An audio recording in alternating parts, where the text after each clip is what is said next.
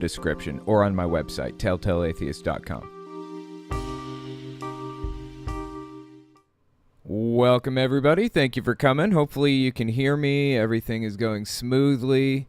So I got an interesting show for you guys tonight. I will just jump into it and explain what we're going to be talking about. This is Gene Bailey on screen. This is a TV show called Flashpoint. If you're unfamiliar, it's on a network called the Victory Network. It's a TV channel on like Dish and DirecTV, kind of like Cartoon Network or Nickelodeon or whatever. It's an ultra-religious TV channel with far-right extremists on there. It's absolutely batty. Well, they have Glenn Beck as... I'm sorry, they have Gene Bailey, this guy right here. They have him on as a host, right? And they had Glenn Beck on this episode, of all people. It gets absolutely crazy, to say the least. There's a whole bunch of stuff that I wanted to talk about on this. And while we talk about it, for people who haven't been on here before and seen this stream, as usual, we're going to play a game while listening to this guy go absolutely batty. So let's see. I was thinking I was going to play Mario... I played Mario 2 recently. I played Super Mario World. Let's play Mario Bros. 3. I've played the hell out of this also, but it's such a good game. Okay, so let's play this while listening to Gene Bailey go bananas, if you will. Hang on, let me fix... I feel like I'm a little bit high up. Well, that'll work. Okay, cool. I think we're good to go. This opening part, I'm starting here for a very specific reason. It's actually about 34 minutes into this episode, but they have like a break in between. So this is the second half, the start of the second half of the show. We haven't watched the first half. I may get to it later, but I stopped at the beginning of an advertisement because there's something specific I want to address. Give this a listen. We have the latest information. We have all the same feeds everybody else has. You will get the latest information right here, Victory Channel. Of course, America Stands will be a lot of our affiliates. Yeah, America Stands is like somehow some kind of an advertisement or something. There's a very specific reason I want to talk about this. Just keep listening. Carrying America Stands. So it'll be a lot of places we want you to watch, get a lot of good information that you're not going to get by a network that is sponsored by... You notice the hesitation here? He's like drawing it out and not just getting to the point and telling you who he believes that other networks are sponsored by. Pharmaceutical companies. All right, so Okay, here's what's interesting. I have spent the day today. He was obviously hesitant about saying who they were sponsored by. This is how propaganda works. He was trying to hint at you that other networks other than Flashpoint or other than Victory Network, which is owned and operated by Kenneth Copeland, other networks are owned and operated by the cabal or the globalists or the secret leaders that are pulling the strings and controlling everybody and blah, blah, blah. So here's what's interesting. I've spent the day today looking through a little document called, oh God, what's it called? The Protocols of the Elders of Zion. Now, if you haven't heard of this, I wouldn't be surprised because I just heard about it recently. I knew that something like it existed, but I didn't know where to find it or what it was called or what it contained or anything like that. So let me tell you the short story of how this thing, the Protocols of the Elders of Zion, came to be. I'll probably do a full-blown video on it eventually. Basically, back in the 1800s, in Tsarist Russia, that's how far back we're going, late 1800s, there was basically a propaganda minister, for all intents and purposes, in Tsarist Russia who was trying to... he was the founder of the KGB, I believe. This was before the KGB actually existed, of course, because the KGB was a Soviet era program, I think, and this is pre-Soviet Union. So this guy was the founder of the KGB, I believe, and he created propaganda constantly. That was like his whole job, right? So he creates this document called, got to look at it again, The Protocols of the Elders of Zion. And it was basically just, the Jews have been blamed for things throughout history, Middle Ages, since like the 800s, earlier than that, honestly.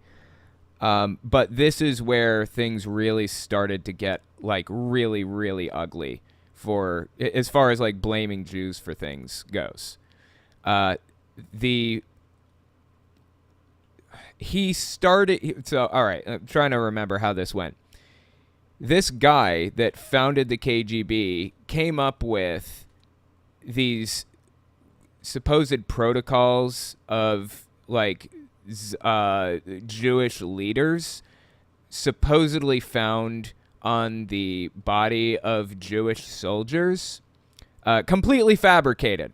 It's completely made up. You know where these supposed protocols actually came from? These are supposed to be letters from Jewish leadership that were passed down to every Jewish person and kept in their pockets, apparently. It's absurd from the ground up, but supposedly they found this on a Jewish like soldier, and inside like the letter that he was holding were these protocols for like world domination. And I think they're like 27 protocols or something like that. I downloaded it. I found it on the FBI's like vault or whatever. But when I downloaded it, it got all mangled. For some reason, the PDF didn't come through properly. Must be the cabal, right? So anyway, so there were like 27 protocols, and it's absolutely insane stuff. It's like uncanny. It's stuff that I hear evangelical leaders saying all the time. The idea of like the cabal or the Illuminati or the elite or the globalists, that came from this document.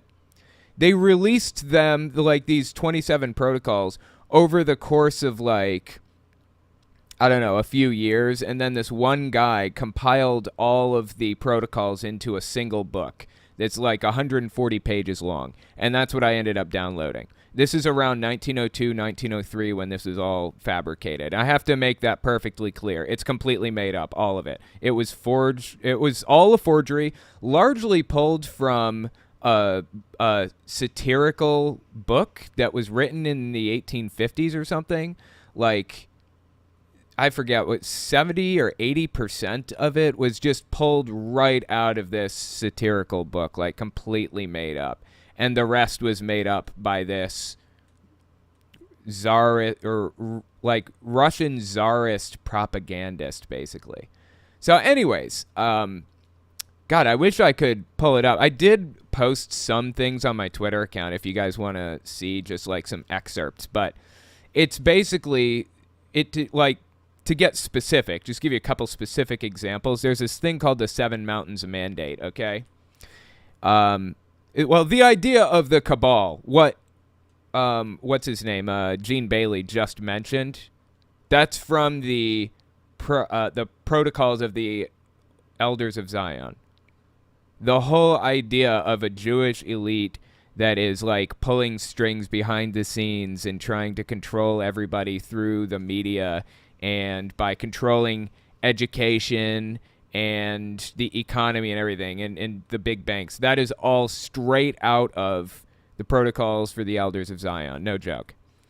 And it's so transparently fake, too, because it says, you find words in there like, they'll refer to themselves in the, like, they'll get really specific about who they're talking about in this book. So just imagine with me for a second. This book's supposed to be written, or these protocols are supposed to be written by Jewish elders passed down to like other Jewish people, right? But it'll say things like, we, that is the Jews, blah, blah, blah. We the Jews want to control the media and all this. It's like, okay, if it's a Jewish person handing this to another Jewish person, then why would you even put this down? It's almost comical how ridiculous and obvious it is. But anyway, Point is, I'm going to be covering this at length eventually. But now that I've found the source of all of these conspiracies, and I do mean all of the conspiracies that are espoused by the far right, down to like QAnon claiming that, they're drinking kids' blood and stuff like that. All from this. No joke. Every major conspiracy that you can name came from this. So now that now that I have found this document and have just gotten to like page 6, honestly, and already found like a ridiculous number of similarities, I'm going to be pointing it out throughout the entirety of this clip that we're watching here. So with all that being said, let's actually continue listening to Gene Bailey, see what else he has to say. I'll leave that right there. Let me introduce you our next guest, Chad Robichaud, Mighty Oaks founder and president, USMC Force Recon veteran. He's a U.S. Air Marshal Special Agent, Medal of Honor recipient, best-selling author, pro MMA champion. That's the best part to me.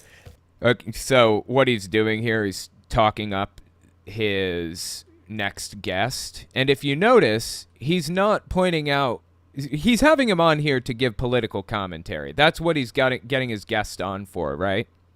This is what Flashpoint and more broadly the right is all about. He's getting him on here to give us political commentary. And instead of talking up his education or his degrees or his insight into political matters, he didn't run for Congress. He's not involved in the political scene or anything. You know what's so special about this guy? He's an MMA fighter. That's what they're talking about. He's a veteran. That's what they care so much about. They don't give a shit if you they don't give a shit if you went to college or even know what you're talking about. It means absolutely nothing to them. What matters is you're an alpha male. That is the headspace that these people are in right off the bat. I just want to point that out. Now let's keep listening. And Save Our Allies co-founder, welcome, Chad. Thank you so much. In fact, let me just say this. Save Our Allies has safely evacuated over 17,000 people that were trapped in Afghanistan. And now you're coming to us from Ukraine. Chad, give us a... By the by, do not trust a word out of these people's mouths. They lie for a living, no joke. If there's a fact that they lay down for you, check it. Check it before believing it, okay? I have not checked the fact that they just laid out for us about them saving people from Afghanistan or whatever. That very well could be. I just want to make sure everybody checks their facts before believing anything you hear from these people. An update on what it's really like there. This is the first time you've been inside, I understand, in several days. Yeah, we had been outside all week, so it's nice we just got a shower, wiped all that Ukrainian mud off of me, and but it's been an incredible week. I do want to say though, excuse me, but I'm not a Medal of Honor recipient. I don't want to steal that from the brave. Ooh, stolen valor is not a Medal of Honor recipient. That's risky. I don't know where they got the idea that he's a Medal of Honor recipient. They really shouldn't have said that. That means a lot to people in the military. Stolen valor, that's a big fucking deal. Men and women who gave their lives and done so much. So, but nonetheless, here in Ukraine this week has been just absolutely both encouraging for the things we've seen, but also heartbreaking. Just returned from about an hour east of Izum, which has been recently liberated, and they're liberating more and more every mile they push forward. Right shoulder to shoulder with the Ukrainian soldiers fighting for their homes and their families and their freedom. And I'm actually fascinated that they had somebody on to talk about like fighting in Ukraine or whatever, because the general sentiment among these people, specifically the far right, Flashpoint people, is that Ukraine is evil. And there's a really good, really interesting reason for that assessment. So these people are basically QAnoners, okay? Here's where it gets interesting. QAnon, Putin's fingerprints are all over QAnon, all over it, seriously. like, they've come up with new conspiracy theories even recently that are perfect mirrors of what Putin would come up with. Like, claims about, like, bio labs and stuff like that, and America's working in there to create bio labs and all that other garbage. That benefits nobody but Russia and Putin. And Putin has been spreading those ideas around publicly to his people for a while now. So I find it particularly fascinating that, I mean, QAnon very obviously supports Russia. I find it fascinating that these people are, like Flashpoint, or are getting somebody on who would support Ukraine. And as we're watching it unfold, it's just horrific to see what's happening to these, mainly to the civilian population. Ballistic missiles flying into homes and apartment buildings and schools and hospitals. I don't think there's one structure in a Zoom that hasn't been hit. Like one major structure, including homes, that hadn't been hit. And then, just yesterday, I was with a team who went in to uncover mass graves, and I know there's a lot of contested information on mass. Yeah, I don't trust a word out of his mouth. Seriously, do not trust a word out of his mouth. This is Flashpoint. Nothing is trustworthy. Also, these people are absolutely unhinged from reality, so I've got to be careful what they air on here. I might have to cut it out later. We'll see. Mass graves, but I personally witnessed yesterday women, children, people with hands tied behind their back, all civilians, no military people, pushed into mass graves after they executed and partially burned. All right, I'm going to have to skip forward because this is probably bordering on not YouTube safe. Let me just jump forward a little bit here. 32:14. Okay, we'll go here. Women, children, people with hands tied behind their back. Dude, are we still talking about this? All right, let me skip forward a little more. Support blindly giving away tax dollars with no oversight. Ukraine is a country known for corruption. There it is. I told you. I knew they were going to start criticizing Ukraine eventually. It was only a matter of time. This is absolutely insane.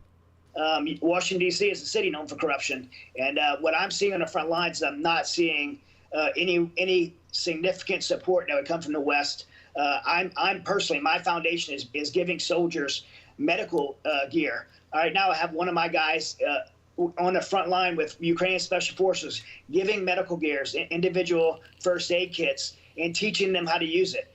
This should be something that you think that billions of dollars would go to, but we're a nonprofit having to buy these things. So the money's not. Wait, having to buy what? He just said he was just teaching them how to do first aid. And actually, what the U.S. is doing, we're not really just giving them money whole cloth. I mean, we probably give them a little bit of cash, but really we're just giving Ukraine, like, weapons and supplies and stuff in large part, from my understanding. So I'm not really sure what this guy is going on about here. Not hitting the front line. The only thing I will say that I've seen is I counted between 40 and 50 tanks that were destroyed in the last few days. And I've seen blown up tanks around the world, and I've never seen tanks melted to the ground before. So somehow these javelins, I'm assuming the javelins are being successful at taking out Russian tanks, and they're literally melting them to the ground. I've never seen anything like it. Wow, this is really interesting. So this guy's got to walk a fine line between loving the U.S. military and the things that it provides and hating who it's providing it to. That's really interesting. Let's talk about, first off, Glenn, I mean, do you find any of this a surprise? I'll let you respond to this. No, I really don't. But Ooh, Glenn Beck. Okay, let's see what he has to say. If you're unfamiliar with Glenn Beck, he's famously a far-right propagandist, has been for a long time, runs a TV network called The Blaze, I believe, or a segment or a podcast or something. I'm not sure exactly what The Blaze is, but I think he hired Dave Rubin to work at The Blaze TV network, didn't he? Pretty sure. But I would like to ask Chad. Also, he's a Mormon, Glenn Beck is, but he still kind of fits in with, like, what would you call it? Like the Christian nationalists. Definitely fits in with them. it seems as though the leadership around the world is just itching for nukes. I mean, it's weird the way the leaderships of many countries are discussing nuclear weapons. I don't think anyone's itching for nukes. Everybody is really, really worried that Putin is going to do something stupid. The dude is in his late 70s or early 80s. Or no, maybe he's 70 now. Putin, I don't remember how old. Anyways, he's getting up there in years, and I think it came out recently that he has cancer. Is that right? I mean, I haven't checked, so somebody correct me in the comments if that's not right, but yeah. The New York Times, I think in a near responsible way, named the regiments and the names that the Ukrainians recorded and the New York Times verified, where they were having conversations, calling home, and they were admitting to war crimes. They were just eviscerating the Russian military and saying that Putin is a fool, this isn't going well, all these people are dying, war crimes are coming, and we're being ordered to do it. Where does all of this lead? I'm just fascinated by the fact that these people are like straddling this line between like loving the U.S. military and hating Ukraine simultaneously, and also not supporting Russia but supporting Putin. It's just weird, man. You know, I don't think there's a good way out. Either one or two things happen, and both of them include escalation from Russia. I mean, this is good. Something bad has to occur for either Putin to back down or the world to step up. Something bad has to occur, and so those are the only two scenarios. It will get worse before it gets better, and that's really unfortunate to say, especially. I'm not sure I completely agree with his assessment. I don't think there. All right, here's the thing about like escalation, military escalation and stuff. Every time somebody does something like on the world stage, every time like a world leader does some crazy shit, their adversary has to respond or they look weak, right? And you can get yourself into like this absurd like circular pattern of just, you know, you do something even more extreme than the last guy did over and over and over again, and it just turns into a huge mess. It's just ugly. And that's where Putin has found himself. He keeps escalating, and others are like responding proportionally, but he takes that as an offense and he escalates even more, and it's just not good. We need to find an off-ramp. And by we, I mean the United States. The U.S. needs to find an off-ramp for Russia to like chill out and stop attacking and like escalating the war, basically. I don't know what that off-ramp is. I don't know how we're going to help Putin realize that this is ridiculous and he's just hurting himself and making a huge mess out of everything. I don't know. I don't know what the answer is, but it's just going to keep spiraling out of control until something is done to de-escalate the situation, basically. Sitting where I'm sitting and seeing the things I've seen this week, especially to innocent women and children, it will have to get worse before the situation changes. I don't think it's fair to say that. I think that's defeatist, and I'm not a fan. So how does the Nord Stream bombing play in? I'm sorry, I'm such a. Nord Stream is this pipeline that transports fuel, I think oil, or maybe natural gas. Maybe it's natural gas. It transports natural gas, I think, or whatever, from Russia to like Europe, the rest of Europe, Germany and stuff. And there was a recent, like, if you're watching this 5 years in the future, there was a recent like what do you call, like a sabotage, a hole in this gigantic pipeline, and everybody's pointing fingers at everybody else. You know, was it Finland? Was it Russia? Was it the U.S.? Who was it? Who busted a hole in this thing? Honestly, we don't have enough information to determine who it was, so I'm just, I don't know. Host myself, I'm sorry, I don't mean it. But how I does tell the you, Nord you give him just a little bit of space, and he takes over the whole show.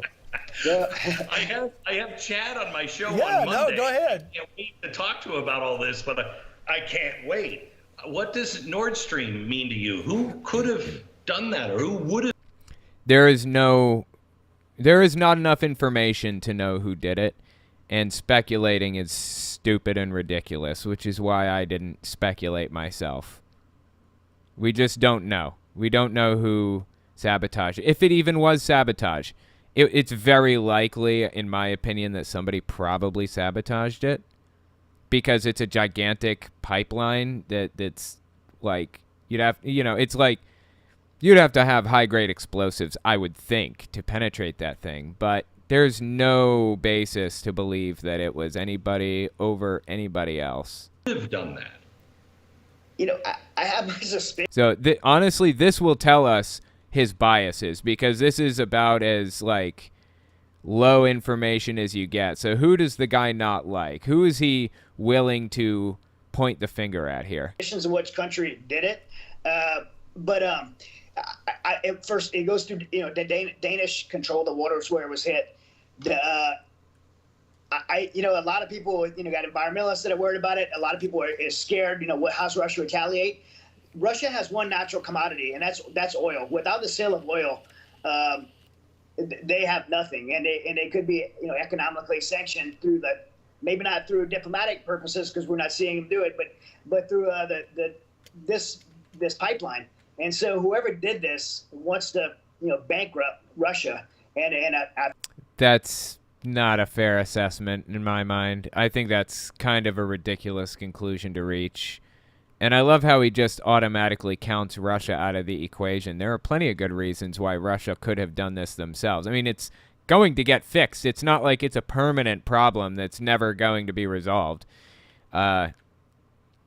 It's just it's a temporary disruption in service, in like oil or in gas production or transportation, right when we're coming up on the fall season, when it's starting to get cold and the Europeans are really going to need that gas. I think it will be successful to do it. I'm not cheerleading to blow up that pipeline, but I am happy that that's going to sting Putin. And honestly surprised they had this guy on. Seriously, I cannot believe they got him on. Somebody who would say that. That actually blows me away. It could have been done months ago without blowing up the pipeline, through economically sanctioning the sale of Russian oil to places like Germany, and saying, as long as you're invading your neighbor and shooting ballistic missiles into civilian populations and using chemical weapons, which we know they use chemical weapons on civilian, I don't know that for sure. Like I said, be very skeptical of every word out of this guy's mouth. This network is not trustworthy in any way. You are not going to be selling oil around the world. And, how else do you stop them besides cutting off the one thing that they have, and that's the sale of oil?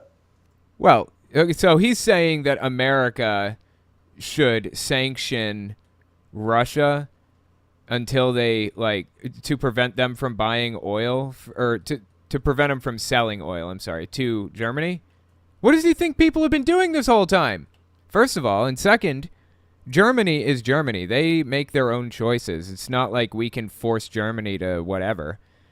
And Germany is actually taking steps to rebuild their military and invest massively in clean energy to get themselves off of, fossil fuels from Russia or whatever else. So it's not like nothing's being done about this. We're definitely doing stuff to solve this. So what happens? I need to ask this before Glenn asks a question. Sorry. I'm kidding. What happens? Do you think Putin's painted himself into a corner? Sure, aside from the time. Oh yeah. Putin has definitely painted himself into a corner for sure. There are very few good ways out of this for Putin, honestly. aside from the pipeline issue, do we really want to see Putin painted into a corner? Yes, I do. I mean, that could lead to further escalation from him, but honestly, what else could he possibly do? Like, the dude invaded a sovereign country for no reason, just because he wanted it, and gave us blood and soil arguments. Like, that's insane. That is absolutely insane. He is not... He is unglued from reality completely at this point. He's not making rational choices. So, what can you do? You know. What are we going to see with that? Well, sure, he did. He's painted himself in a corner. He's a narcissist, and he's, we talk about him being a lunatic, and he is a lunatic in the sense he makes, crazy and radical decisions. But he's driven not by lunacy. He's driven by ego and narcissism, and he wants nothing more to have power. Look, the guy has. Russia, he has more landmass than anyone else in the world, and he's only using 30% of it. He can't even take care of the people he has. Dude, why do you think Putin's only using 30% of the landmass that he has? You want to wager a guess there, pal? You think maybe it's because half of it is, like, uninhabitable? Because it's, like, frozen solid permafrost? It's like complaining that people aren't using the Antarctic, like they're not living in the Arctic Circle, or they're not living in Antarctica. There are people in the Arctic Circle, I think. Of course, people are not living in, like, these ultra freezing cold areas. Nobody lives in northern parts of Russia. In every part of Ukraine that he has taken over, is just in rumbles and ruins, and that's not presently. That's all the way back to 2014. So he is moving forward in this effort. He's not going to back down because he's been embarrassed. The whole world has seen that the Russian military is a paper tiger. That's very true. The fact that they got this guy on, though, should not be undersold. This is extremely important. This is a shift in political discourse from the far right, what we're seeing right now. They have the far right, Kenneth Copeland and other evangelicals, have spent the past year or so building Putin up to the point that there is a very real movement on the right that is that are massive fans of Putin, like huge Putin fans. And if you want an example, let me see if I can find one. I'll show you what I'm talking about here. Hang on. Give me a second.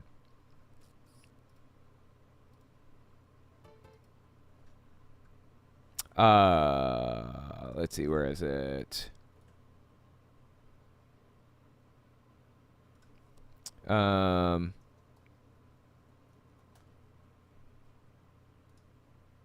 Oop, shoot. Okay, let's see. I'm just looking for one specific clip that I found recently.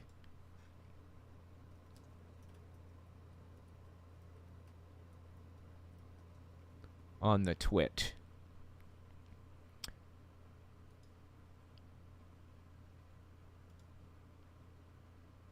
Hold on, where is this thing? Where is it? Where is it? Where is it? October 8th, this may be a little too far back. Okay, you know what? I'm still planning on talking about this on my podcast, but I'm just going to flip over and show you guys what I'm talking about now. This is a prime example right here. This is Michael Flynn. Michael Flynn is a leader in the QAnon movement. QAnoners look up to him. And on the right, this is the Mel K show, apparently. This is Mel K. She's a QAnon conspiracy theorist. Talks a lot about the Great Reset. I've talked about her at length on my Unfiltered channel. And on the bottom, this is Clay Clark. He ran the Reawaken America tour. These are far-right extremist QAnoners. So when you see Putin and a very interesting speech that was just given, I think, literally in the last couple of days by Medvedev, okay, the former. So Medvedev is another guy in the hierarchy. He was the president of Russia for a short period of time. Medvedev's speech was very stern. And so we have got to pay attention because these are not shy leaders. These are bold leaders who have everything at stake in terms of protecting their country. So these fools, and like I said about Zelensky and his statement about nuclear war, and people can go to the various Telegram or my various social media and see it. That is a foolish person. But what's more dangerous than that is a dangerous fool, right? So when you see Putin and a very interesting speech that was just given, I think, literally in the last couple of days by Medvedev, okay, the former. Oh, I think that's the end, yeah. So the point is there is a very real thread of Putin love through the Republican Party. Not just QAnon. Listen to this. This is at a Trump rally. You know, under the Russian... Hold on, here.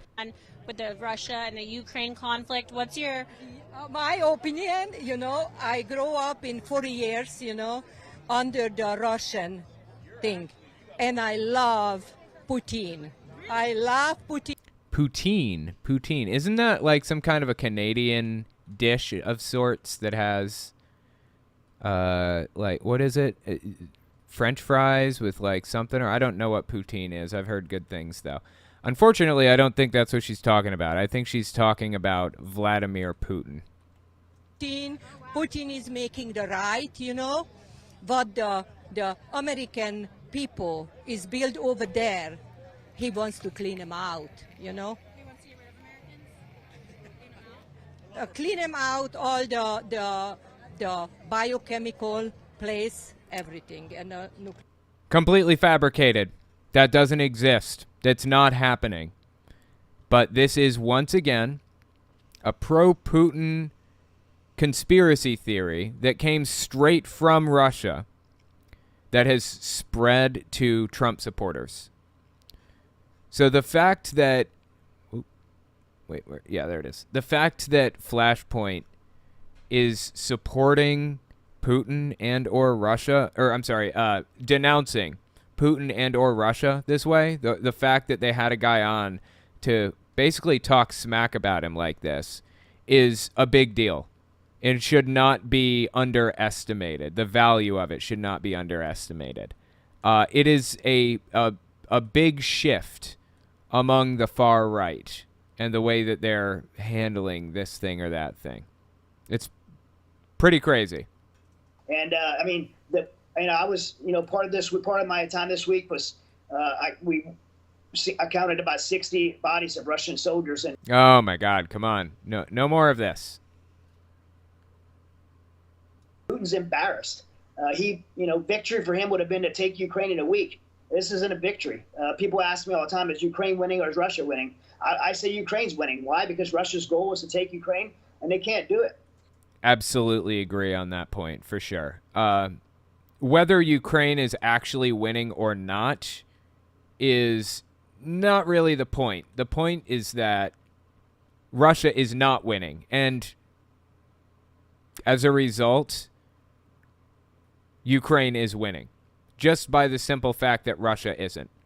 Russia has like the third most powerful military in the world or something like that. I forget, this number may not be correct, so don't quote me on it. I think that Ukraine is basically like the population of Washington, D.C. or something. Let me just look that up. 44 million. Okay, so that's not quite right. Let's see. So Ukraine has the population of, let's see. Okay, so 44 million compared to Russia's 144 million. They have 100 million more people. It's like insane. That is absolutely insane. I'm trying to find a good comparison. Kyiv is Ukraine's largest city, and it has 3 million people in it, basically. Just trying to look up some decent comparisons here. Oh, okay. So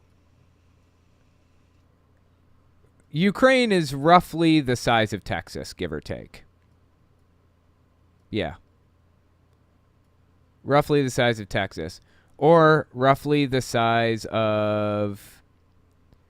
I'm trying to find a nice big... maybe the size of California. It's oddly shapen, though. It's roughly the size of, like, Washington, Oregon, and Montana put together, I would say. So there you go. And Russia is gigantic. It's huge. Oh, my God, is Russia big.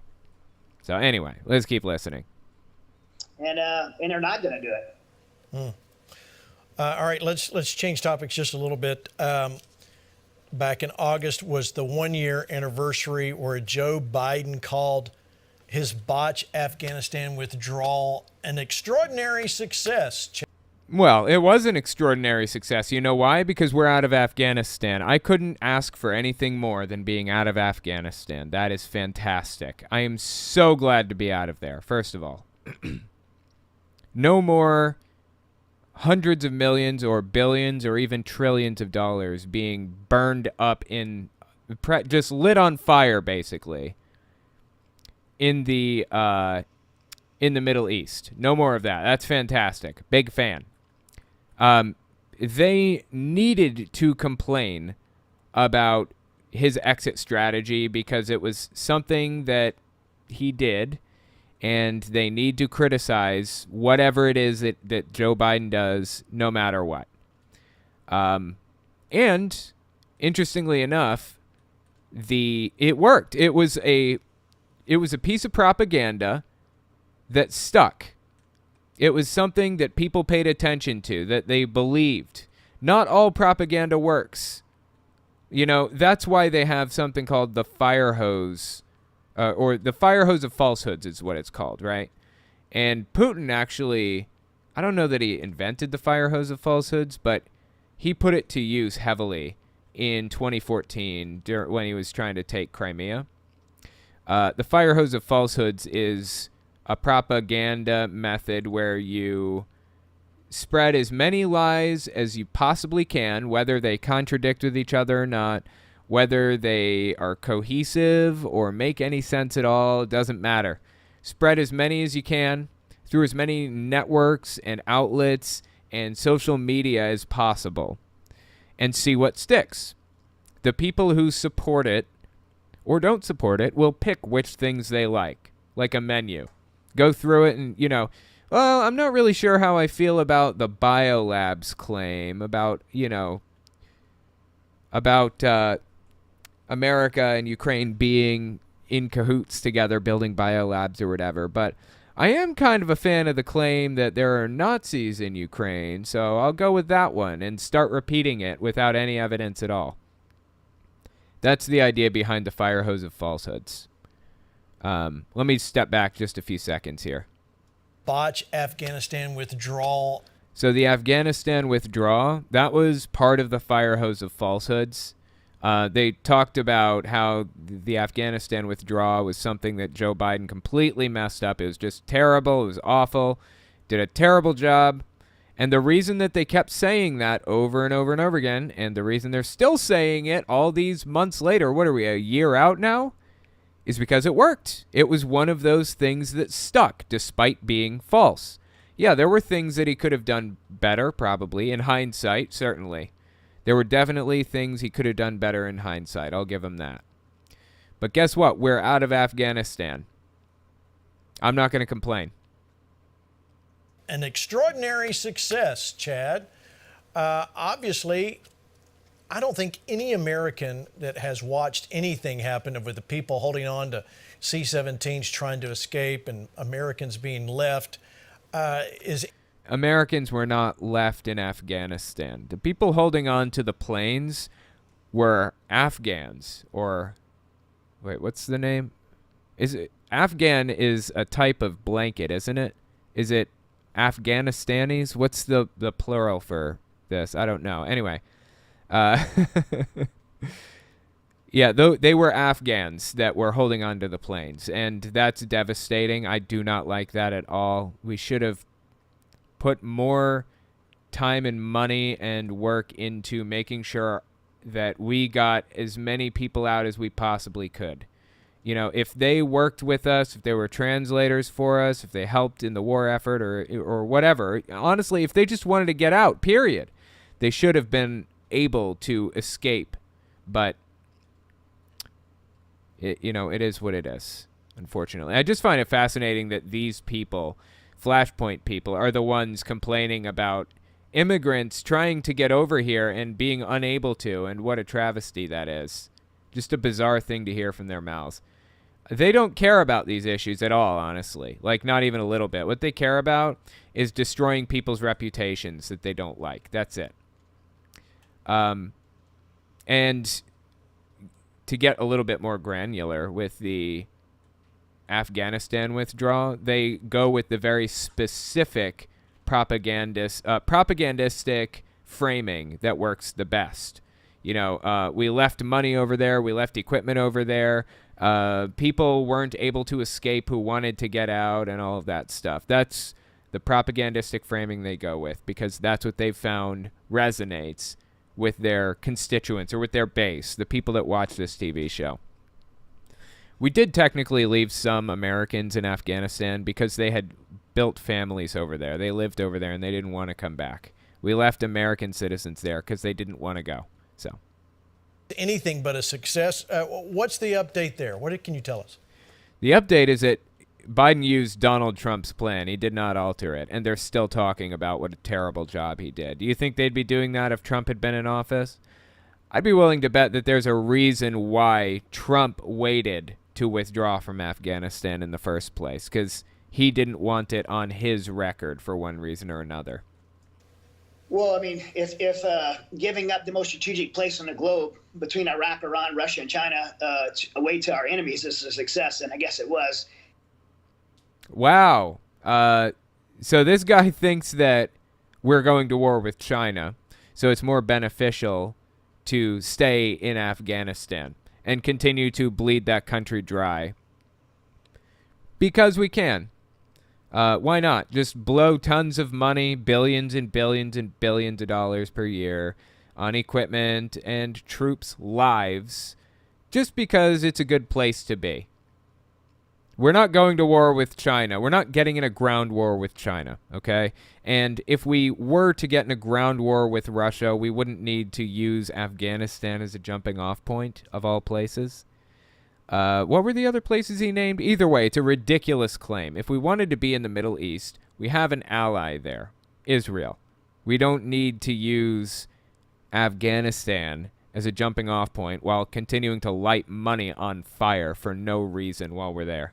If letting 13 of our service members die and 80,000 of our allies that fought us alongside of us for 20 years, if leaving them behind is a success, then everybody who wanted out got out. People stayed because they wanted to, first of all. And second, 13 people died getting out of Afghanistan. That's true. That's devastating, and I'm sad about that. I wonder, the alternative would be to stay, right? How many people would have died if we stayed, I wonder? The right option was to get out. I can't even believe I have to say this. I guess it was. I mean, look, he made everybody knows he made a terrible decision. I don't think it was a mistake. I don't believe it was incompetence. I believe it was a deliberate decision to. Oh, wow. Deliberate decision. To move out of Afghanistan and leave our allies behind and create a vacuum that would be nothing more than a terrorist safe haven. You got Zahiri walking around free in Kabul along with Al Qaeda. Let's not forget that the Doha agreement that agreed with the Taliban not to have terrorists there was a complete joke because the Taliban are terrorists, and they now have Afghanistan as terror safe haven. Russia, China, Iran all have access to billions of dollars in our equipment, to Bagram Air Force Base, the most strategic place in the globe. This is all propaganda. It is all propaganda manufactured to freak people out. Nothing more, nothing less. And they've been testing this propaganda out to see which things stick the best with people for like months. Since it happened, like years ago, whenever it was they pulled out of Afghanistan. Why are we even still talking about this? Honestly, dude got us out of Afghanistan. I cannot complain. Iran could get oil from China. I mean, China could get oil from Iran, sanctioned oil across Afghanistan. The mineral rights in Hindu Kush are belong to China now. It was a terrible thing at every level, and it showed a complete. Wait, does China have good relations with Iran? I don't believe they do, first of all. Second, if they wanted oil from Iran, they would get it. It's China. We're not the world police over here. And third, I don't think China wants Iran to have, nuclear weapons either, which is the whole point of the sanctions. I don't think anybody wants Iran to have nuclear weapons, but, if they do get nuclear weapons, it's at least partly thanks to Republicans completely shredding the Iran deal. Thanks for that. Incompetence and ability to lead from a national security standpoint and a global security standpoint from the President of the United States. Now Everything is Joe Biden's fault, and it's all just It's not incompetence, you heard, right? It's not. He said it's not incompetence. It is deliberate. It's a deliberate attempt to destroy America. You were involved and helped produce a recent documentary called Send Me. What was your hope by doing that? Well, I mean, for me, it started off simple and maybe a little bit selfishly. I went to go get my interpreter. My interpreter, like many veterans that served in Afghanistan, was someone very close to me. I served on 8 deployments with him. He's my friend. He saved my life multiple times. His wife and 6 kids are there. I had to go get my friend, or he would have been killed. And so I started by putting a team together from Mighty Oaks to Save Our Allies with the Independence Fund. We put. This is one of my big complaints about people about how the U.S. got out of Afghanistan. We left a lot of the interpreters and stuff behind. And, maybe we didn't have a choice. I get that we probably didn't, but I don't like that. They helped us. They should be able to make it over here, in my opinion.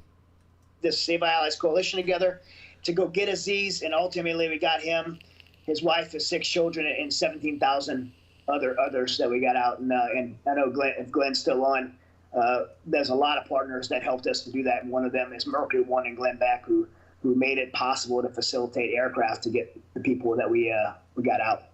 Yeah, absolutely. I'll go to Glenn right after this. Let me play the trailer to Send Me. Watch. Okay, so this is the guy's propaganda film, apparently. I can't imagine what's in it.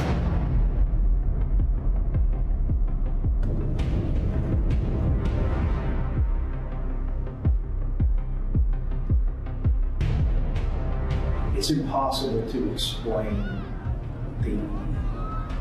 the level of desperation that people felt. I mean, you just think of the first couple of days when people were trying to hang on to the bottom of C-17s.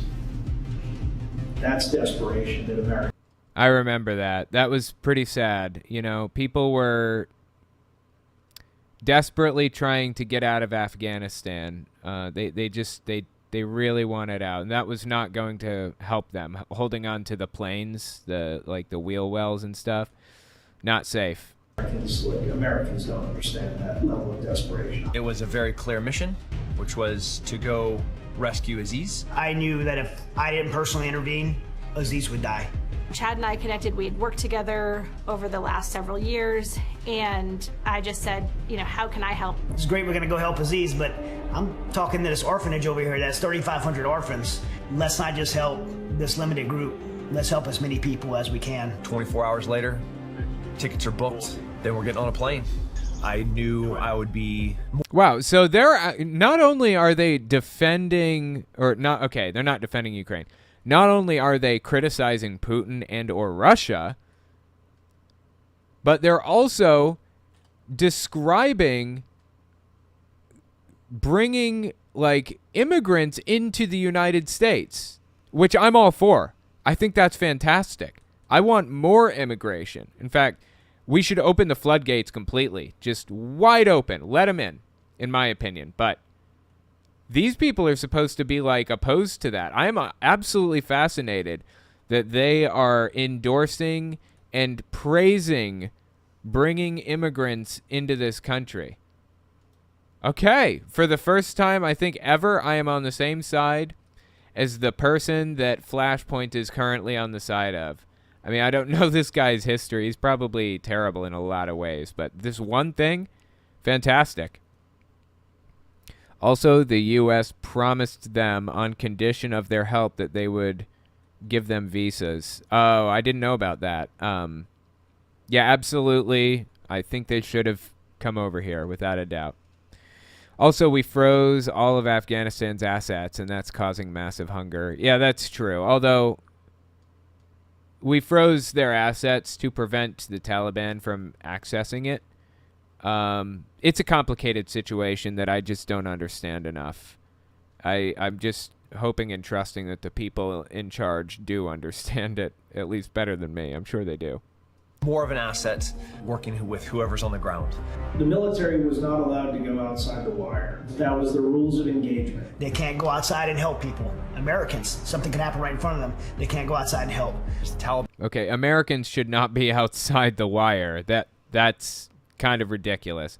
All right, I'm jumping ahead because this is kind of boring. All right, let's see what else they have to say here.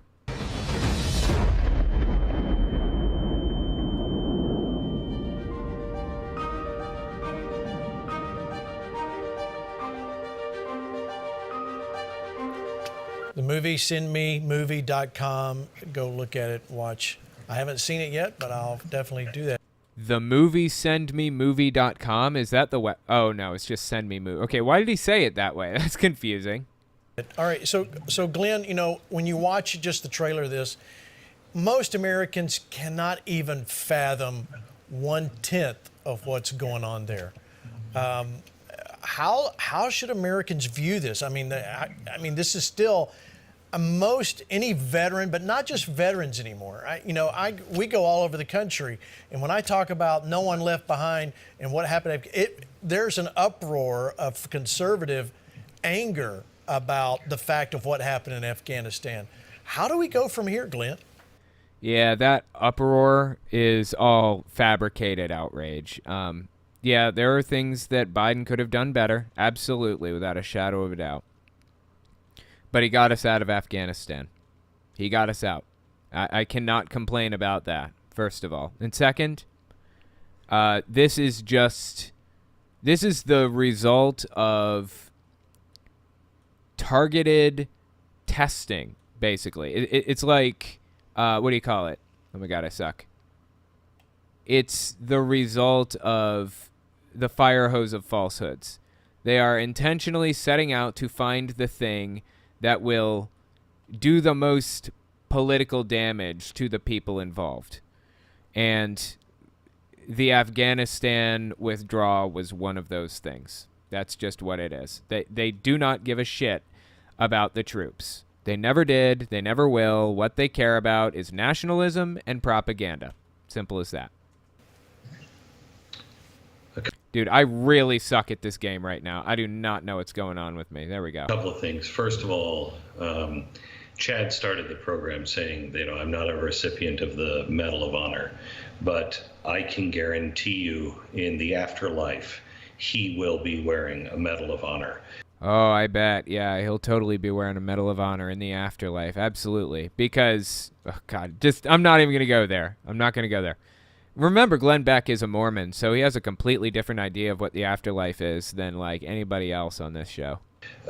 He is, but he and his friends and team have done, not just in Afghanistan, but... Dude, is he crying? I think he's crying. Everywhere is remarkable.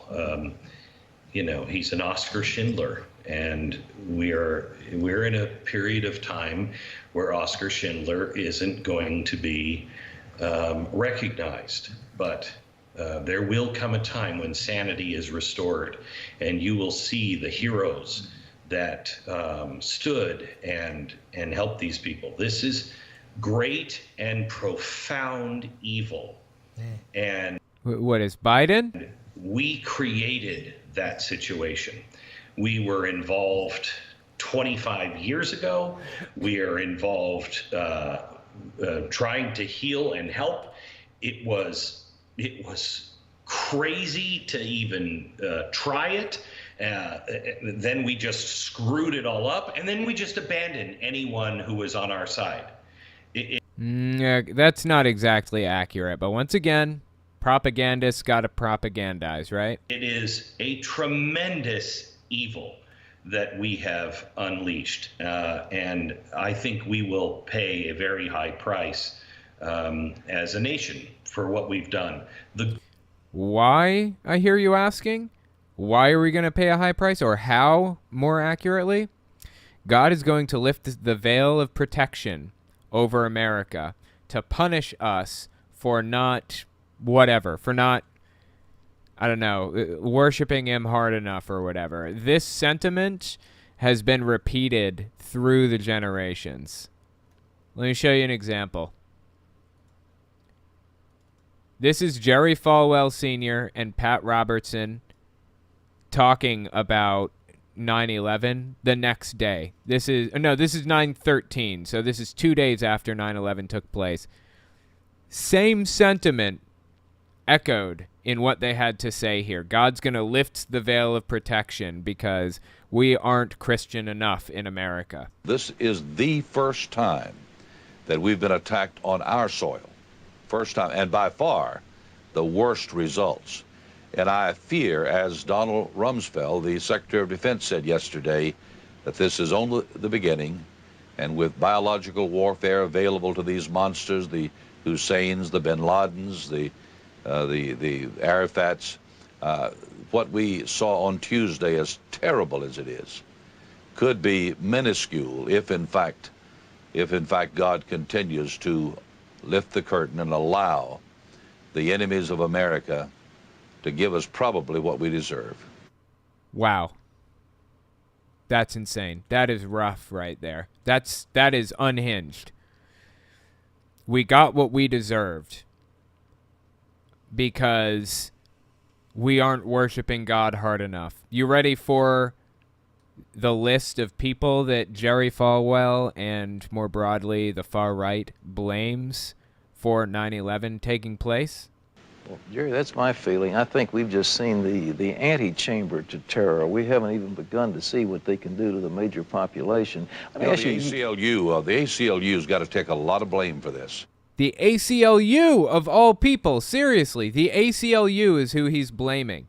Oh, yeah. And I know I'll hear from them for this, but throwing God, or successfully with the help of the federal court system, throwing God out of the public square, out of the schools.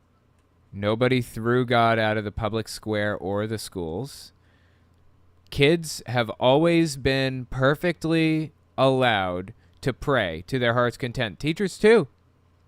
They just cannot force students to pray with them. That's the only difference. This guy is not upset that prayer does not exist, is not allowed in schools anymore. That's not the case. He's upset that teachers cannot impose their religious views on the students. And because of that, God lifted the veil of protection and made 9/11 happen. That is insane. The abortionists have got to bear some burden for this, because God will not be mocked, and when we destroy 40 million little innocent babies. Just complete delusion. That is not happening. That did not happen. That's a complete misrepresentation of absolutely everything. But this list is who the far right blamed for it, and it's insane. We make God mad. I really believe that the pagans and the abortionists and the feminists and the gays and the lesbians who are actively trying to make that an alternative lifestyle. Wow, that's one hell of a list. The gays and the lesbians and the abortionists and the feminists of all people who are actively trying to make that an alternate lifestyle. That's nuts, dude. The ACLU, People for the American Way, all of them. People for the American Way, by the by, that is actually the parent company of Right Wing Watch. I talk about Right Wing Watch a lot, but yeah, that's who that is now. Who tried to secularize America. I point the finger in their face and say, you helped this happen. Well, I totally concur. So, anyway, that's the far right. That's where they are with the whole issue. And that, Glenn Beck's parroting the exact same thing right now. God lifted the veil of protection because we didn't love him enough or some other insane nonsense. The good thing is that the American people saw that. I was just in Italy a couple of weeks ago, and talking to the people over there, most people don't understand. This is happening all over the world. You know, we think it's Republican and Democrats, and that's how they keep us fighting. The real truth is, it is elites and the average person. Here's what's fascinating. You remember at the beginning of this stream, I talked about the, what was it? Oh, God, I don't remember what the name of it was now. The Protocols of the Elders of Zion. You remember I mentioned that? This is right out of the handbook. No joke. Right out of the handbook. This was originally produced in Russia, or by Russians, or for Russians, or whatever else, for a Russian audience. And then it was mentioned in Mein Kampf, and then printed and distributed en masse by, Joseph Goebbels? I don't know how to pronounce it. I think that's right. By Hitler's propaganda minister. It was the whole basis for the Nazi movement. What Glenn Beck is doing right now is repeating verbatim the exact propaganda, literally exact propaganda that Hitler used to whip people into a blood frenzy over the Jews. No joke. No hyperbole. All over the world. This is why you're seeing the elections in Europe go the way they're going, because people know, I want somebody who's not a part of this system, who's fighting for me, because I don't want to go to war. I don't want to do any of these things. I want to help people. And we're being pushed in all of these directions that none of us, or I should say probably 80 or 90% of us, even want to go if we understand it. So we just have to do, you asked earlier, what can people do? Look at what happened there. Right. How many thousands of people, Chad, total? I mean, not just you, but total. Wait, is the guy on the right's name Chad? Because the guy on the left is Gene Bailey. I thought the other dude's name was something else. I didn't know it was Chad. What a name. Everybody. 20,000 lives were saved? We did 17,000. The United States military did 100,000. But, the great thing about the NGOs, as you probably know, Glenn, is the United States military, no fault to the service members, but the United States government did not vet any of those people. They put on planes. All of the NGOs, like, your guys at Mercury One, like us, we vetted each one that we brought out, and these were quality individuals that we knew who they were, people that we served with, women and children that were vulnerable, Americans that we got out. These were all people that were going to be left behind, and many of them would have been killed because of this, their loyalty to. Yeah, just super nationalist propaganda. I mean, I'm all for getting people out, but like I said, don't trust a single word out of these people's mouths. I don't even know that this guy even really went over there. It's very possible that he's just making things up to radicalize people. Seriously, that I've seen this program do that kind of thing before. It's unhinged stuff. No joke. So anyway, I'll tell you what, guys, that's where I'm going to end it for now. If you want to see more of this, I'm probably going to be covering it tomorrow morning, 11 a.m. on my Unfiltered channel and my Twitch channel simultaneously. So come check that out. If I don't cover this specifically, I will most definitely be covering another Flashpoint episode. I'm going to be talking about Kirk Cameron tomorrow for sure. Yeah, Kirk Cameron. He was in a Flashpoint episode recently. And in addition to that, I'm going to be covering part 2 of this book called President Donald J. Trump, the Son of Man, the Christ. Let me show you the intro to it. It's this book right here. So if you want to read this along with me, I'm going to be reading it and talking about it. It's already absolutely unhinged. Like, some of the stuff that I've talked about in the first section is insane. Absolutely insane. So come hang out with me. It'll be a good time. But anyway, I appreciate you guys coming and hanging out. It's been fun. And I will talk to you guys hopefully tomorrow morning. If not, I'll see you next week. All right, have a good one, guys. If you like what I do and you want to make sure I can continue to do it, you can support me in a few ways. First, you can support me on Patreon. That's probably the best way. But if you want to get something back for your support, you can check out my Teespring. I sell all kinds of shirts and stickers and stuff on there. Second, you can support me by checking out my Etsy store. I sell 3D printed stands for every system, from the original Nintendo to the Xbox One. And finally, if you want to support me in other ways, you can check me out on my other channels. I have the podcast channel, which is where I talk about whatever's on my mind. Politics, social issues, whatever. You can also find it everywhere podcasts can be found. Or you can check out the videos on my main channel where I focus on destructive cults. As it is with most channels these days, I rely on the support of viewers like you to keep my channel alive, so sharing my work is extremely helpful. Anyways, check me out in all those places if you haven't already. Thanks for listening, guys.